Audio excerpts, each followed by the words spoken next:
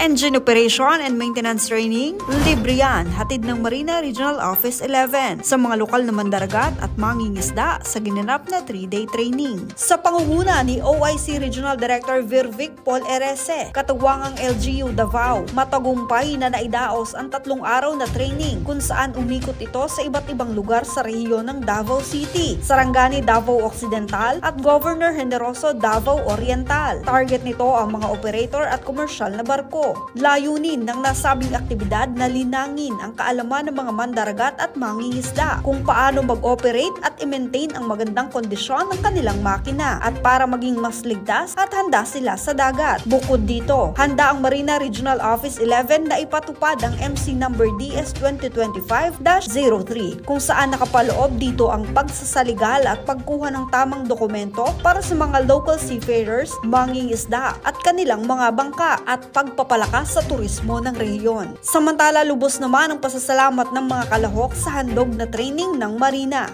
Salamat po sa Marina na nakaseminar din sa Neporman, tabi na sa walay bayad. Salamat po sa Marina na sabot ko silang isaysay sa akong pag-training. Maayon sila mo isaysay sa akong part sa akong kinabuhi para makapalod ko sa ilang pamagi.